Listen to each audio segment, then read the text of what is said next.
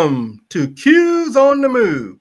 We are so proud to usher in Black History Month as we celebrate the countless and remarkable achievements of Black history makers.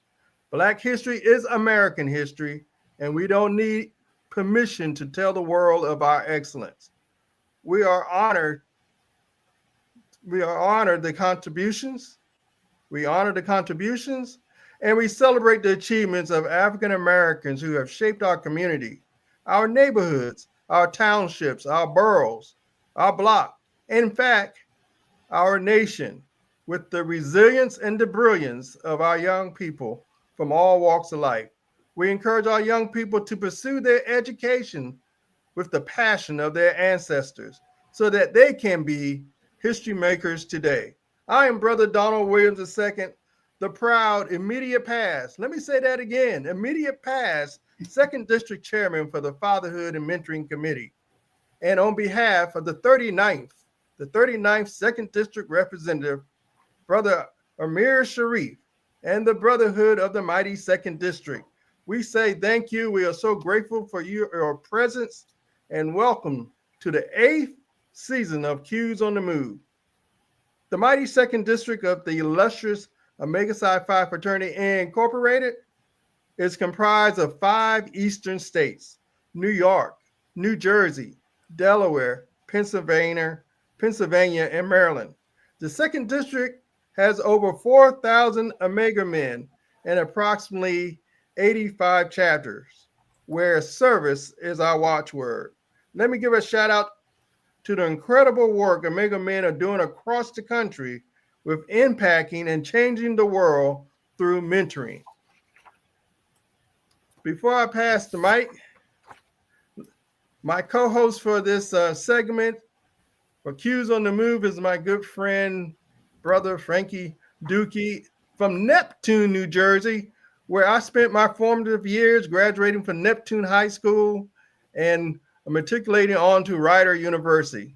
As I pass the mic, let me say this to everyone, that the comments and the views expressed by individuals are their own and do not necessarily reflect the views of Omega Psi Phi fraternity or its entities that our guests may be affiliated with. Brother Frank? Good evening, everyone. Thank you for joining us. I am Brother Frank Dookie. I am a member of the Phi Upsilon chapter of Omega Psi Phi fraternity based here in Neptune, New Jersey. I am the former basileus for the chapter, which is the equivalent of the president. And just like Brother Williams, I am an immediate past, which is the best thing to be in our fraternity. I welcome you all, and I would like to start with a little background of myself. I'm a student, graduate from Rutgers University. I maintain an MBA in healthcare management. I've been in the diagnostic and healthcare space for over 35 years, and that is my background. I'd like to start by just saying I'd like prayers for Brother Matt Stevens, who normally would be hosting this program for us. So I'm doing my best with Brother Williams to fit in the shoes of a giant. So I ask you to pray for his speedy recovery. Our fraternity members are Black history makers. Mentoring has been part of our fiber for a very long time, over 113 years, impacting countless youth and strengthening families across the globe. Our membership straddle all areas of life: science, math, entertainment, just to name a few. To celebrate and commemorate Black History Month, which was founded by Dr. Carter G. Woodson, an Omega man, I'd like to make a few points. Did you know that Dr. Carter G. Woodson devoted his life to documenting significant contributions of Blacks have made in the United States of America? Brother Woodson was born a former slave, started high school at the age of 20, and was the second African American to earn a PhD doctorate from Harvard University. Additionally, Black History Month, as we know it today, was called Negro History Week and evolved to a month to celebrate and remember accomplishments made by Blacks who made significant contributions to the United States. It is our history, and we should celebrate it and share it throughout. To change gears and on to our program, we would like to first say we appreciate our service provider for 3 years, the Stanton Group. Shout out to Darius Stanton and staff. Cues on the Move is a meaningful conversation impacting our communities across the 2nd District. I would like to turn this part of the program over to Brother Williams. Hey, thank you, my brother, immediate past. We are excited to have 2 distinguished guests for this segment of Cues on the Move. I'm going to ask them to introduce themselves and share what Black history means to them in this season with all that's going on. And then we'll dive into the conversation. I'll start with Brother Christian. And go ahead and share. Hey, how's it going, everyone? This is Torri Preston. I'm currently serving as the bossalist for Iota Mu chapter, home of the Naval Academy Qs. We are Black history. For those of you who are not aware, the United States Naval Academy, the first Black graduate was actually Wesley Brown in 1949. Since his graduation, there's been approximately 600 African-American graduates that have graduated from that institution. And I stand before you proud to be in that number. Again, with everything that's going on in the political landscape of today, mentorship, guidance, and leadership by example is at the epicenter of every single one of our communities. It's up to us, not only as Omega men, but men. We need real men to stand strong in these troubled times, to be there for our respective communities. And that's exactly what we do here at the Iota Mu chapter. So thank you for having us. Excited for this program. And again, we are Black history. Good evening, brothers. My name is Cameron Kinley, 219, Iota Mu Naval Academy Qs. In this time of the year, the Black History Month, I can't help but think about those who have built those bridges before me that I may cross them today. I particularly think about the Golden 13, the first 13 Black naval officers who commissioned in 1944. As a naval officer myself, commissioning in 2021, now lieutenant junior grade, I think about those sacrifices that they had to go through to ensure that I have the freedom of choice, to ensure that I have the freedom of leadership, and that I can continue to accomplish the things that I do today. And so I'm thankful that they paved the way to allow me to accomplish things at the United States Naval Academy, such as being the 5th African-American class president and the first varsity football player to be class president since at least 1991. Those things don't happen without the men of the Golden 13 who've paved the way in the armed forces. So I'm forever grateful for them, and I'm forever grateful for everybody who's played a role in Black history. Well stated, my brothers. So thank you, brothers, for sharing.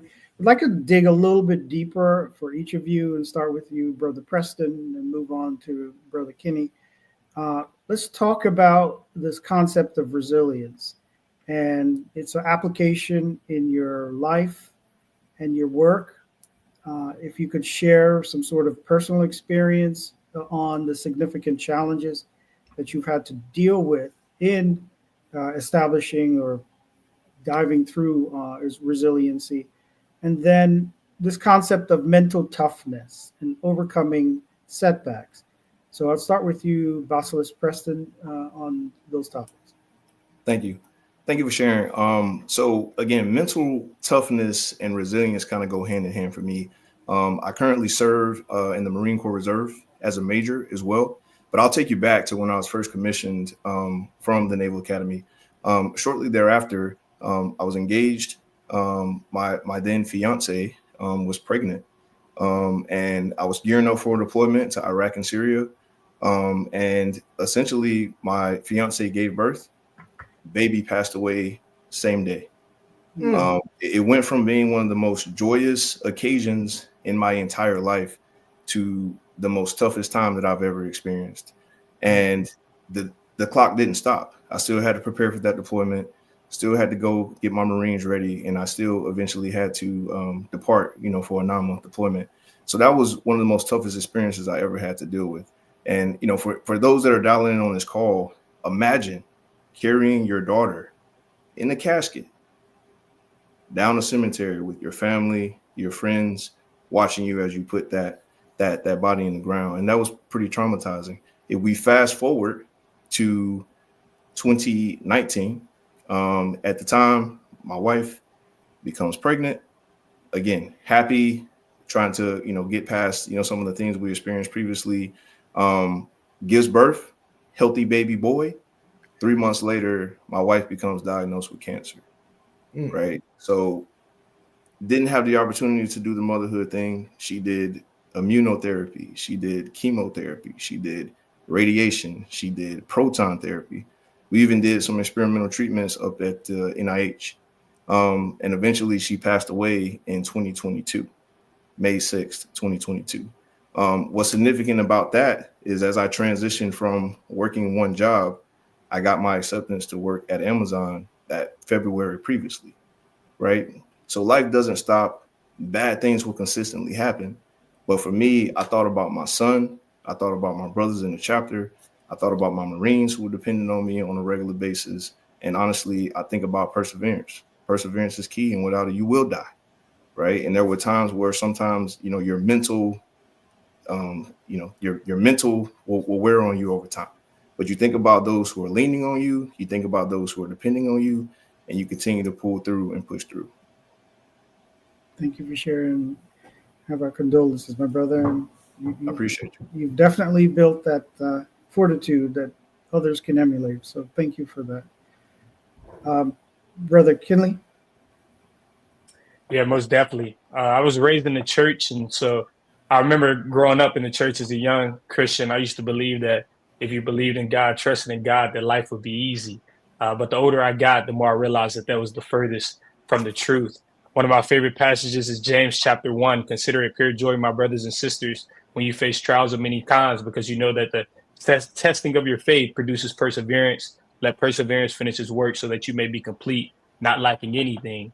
And so when I think about the challenges that we experience in life, when I think about the adversity, the difficult circumstances, I've changed my perspective from seeing this as something that's happening to me as something that's happening for me. I see it as a way that God is preparing me to carry a calling, because we all have a calling on our lives, but God has to prepare the character to carry that calling.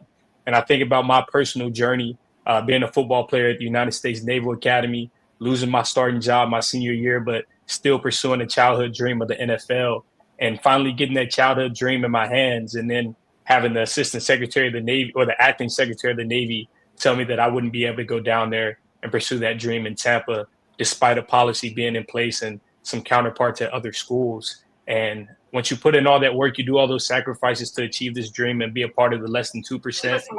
It can be tough when you have somebody who doesn't really even know you tell you no and not allow you to use a policy that exists. But I persevered through it. I trusted God had a plan for me. And fortunately, I was able to get things overturned and get a chance to pursue my childhood dream with the Tampa Bay Buccaneers. And while that didn't work out for me, God tested me again, right? I had to look and see who I really was. I had to discover my true identity away from the game of football. But there were lessons along the journey in the midst of the storm that allowed me to develop into the man that I am today and to be able to share my story with young men and women all across the country. And now I can inspire them that just because life doesn't go the way you wanted it to be, doesn't mean that you still don't have life for you. Adversity is an advantage. You got to go through something to grow through something.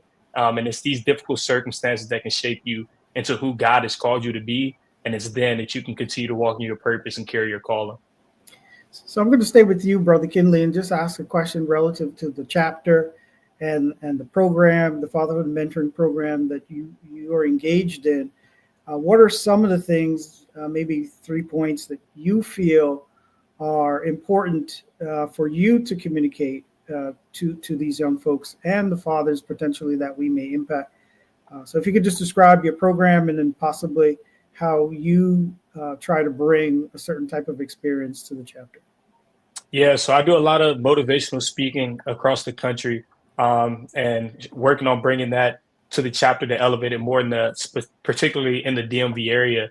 But currently I do a lot of speaking across the country at different high schools all over. And the message centers on perseverance. It centers on overcoming adversity, but centralizing on this common purpose. I try to get all these young individuals to understand that they have a purpose on their lives, and this purpose is so much greater than them. Because when you can start living your life for a purpose that's greater than yourself, then you can stop going internal in some of the difficult circumstances that you experience. And you can also take advantage of the current opportunities that are in front of you, which is why Black History Month is so big for me, because I think about the sacrifices that came before me. Because if you lose sight of those sacrifices that came before you, you lose sight of the opportunities that you have in front of you.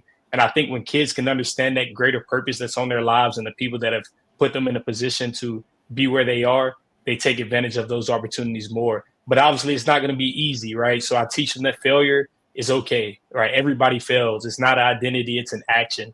It's not failure that hurts you, it's your response to failure. So how can we use these difficult moments that these high school kids might encounter, whether it's failing a test, whether it's not achieving what they want to in their sport, not getting into their top school, right? Missing out on a job opportunity. Like, how can we teach them that this is something that's beneficial, that they're growing through this, that they're becoming better, that they're building this mental fortitude, this toolkit, so that when they experience life, right, they go through some of the things that Brother Preston went through, they understand that this is not the end all be all. They understand that they can overcome this. They understand that this too shall end, this too shall pass, and that there's a greater purpose underneath it. That way they can keep pushing forward. They can keep becoming stronger, especially in the world we live in today where a lot of kids struggle with mental health. We have to teach them to be resilient, because life isn't going to get easy. It doesn't matter who you are. Life is tough, but you're tougher once you can tap into that internal fortitude that you have. Thank you for that. And Brother Preston, as the leader of the chapter, motivating others to stand beside you, commit to the mission of reaching out to the community. I know with our fatherhood and mentoring is what our tag is, but it is family also within the context of everything we do. What are the things that you try to make sure that you communicate with the members of your organization, and why they need to stay engaged? How do you bring that forward to them? Great question, brother. To be honest, is leadership by example. I tell all of our chapter and all of the people that we mentor, you are a leader. Regardless of your space, class, position, you are a leader. So one of the things I consistently instill in our chapter is that we have a collaborative mindset. If there's an initiative, if there's a opportunity for us to get exposure and help someone in an underserved community, we go after it. As a chapter that's composed of predominantly military officers, both Navy and Marines, leadership is in our culture, and leadership is in our blood in terms of how we execute. So one of the things I consistently stress throughout our entire chapter is our partnership model. We've done everything from Project Enrich STEM initiatives with Gamma Pi chapter to execution of mentoring programs with Muro chapter. Any chapter that's doing something in the 2nd District or anywhere, honestly, because we have brothers spread across every single continent and almost in every state in the continental U.S. We want to be a part of it. We want to get exposure, because at the end of the day, it's not about us, right? We talk about servant leadership, where we live by service and serving our community first, right? The motto for our chapter is, faithfully serving in air, on land, and at sea. So regardless of where we're stationed, regardless of wherever we are, they're going to be Naval Academy Qs that are out there and they're going to serve. Thank you, Brother Preston. Omega is better for all the work you're doing, and that within the context of your service to this country, we thank you. Can I just ask, again, in the reverse, Brother Preston, any final comments, words of wisdom that you'd like to leave the audience with? Yes. So the one thing that I would say is, again, I shared that story just to show brothers and just to show people that, again, is not what happened to you. It's kind of like what Brother Kinley said. It's how you respond, right? So if you maintain that stoic mindset in terms of you can't control what's going to happen, life is unfair, right? But again, it's up to you to wake up every day and stay in the fight. I tell my Marines that, I tell the chapter that, but every day there's something or someone to fight for, right? So when you wake up in the morning and you look yourself in the mirror, the only person that you're competing with is the you from yesterday, right? Find your why and go after that why every single day. I love y'all. I really appreciate you giving us the opportunity. Long live Naval Academy Qs. Thank you, sir. Brother Preston, your final comments? Yeah, my words of encouragement are to trust the process and enjoy the journey of life. It's not easy, right? There's highs and there's lows, but enjoy every moment of it. Enjoy the success, enjoy the wins, enjoy the losses, enjoy the failures. But most importantly, don't feel like you got to go through the process alone. We talk about resilience, we talk about enduring, we talk about perseverance, right? Finding this purpose, but you're not going to get there by yourself. You need to have great people around you. I have the great brothers of Iota Mu Mu chapter, the Naval Academy Qs. I have great brothers of this fraternity, and they keep me and they carry me, my family, my girlfriend. They help me. They take care of me, right? They keep me in a mental headspace to persevere, to endure, and to keep continuing towards this purpose that God has placed on my life. So understand that you don't have to go through this journey alone. Enjoy the journey, trust the journey, and make sure you faithfully follow the Lord in everything He's called you to do. I definitely believe there's no greater mission than this fatherhood mentoring program that we as a fraternity has decided to make a focus. So with that, I say thank you, brothers.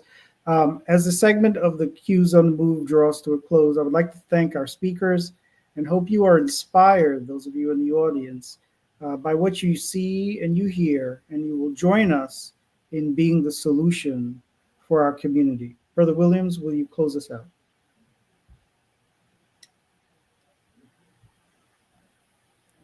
You're on mute, Brother Williams. Thank you. What an honor it has been to hear from these stalwart community leaders. Omega proud, godly leadership, warriors on the front line. And we thank you so much. My heart's been touched and moved by what I've heard and seen. I'm a first-time published author, so I have a section here, being a military comrade. I'm gonna read it to you because you summed it up. America must see you. Americans must see you. Our young people must see you in the uniform and out of your uniform, and they must see you leading in action. And so, my brothers, we have an opportunity with all that's going on to share the pride, the benefits of military service to the next generation. And I'm just so proud of how you have communicated and represent yourself and your family. May God bless each one of you. Hey, Q's on the Move every Tuesday at 8 p.m.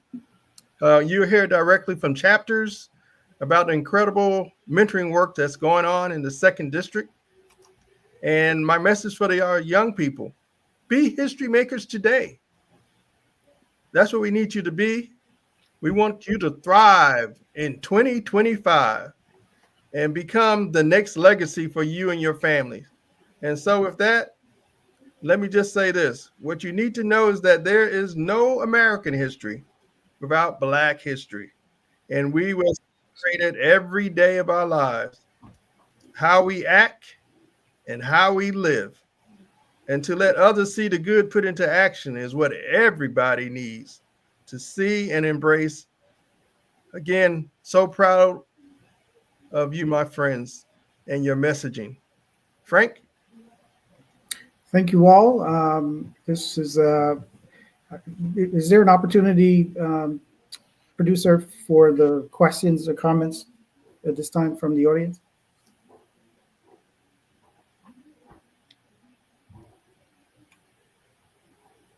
I'm not sure if our producer is still on. Well, that concludes this segment of Q's on the Move. Okay. See you next Tuesday. Thank you all. Be blessed, everybody. Bye-bye. Rue.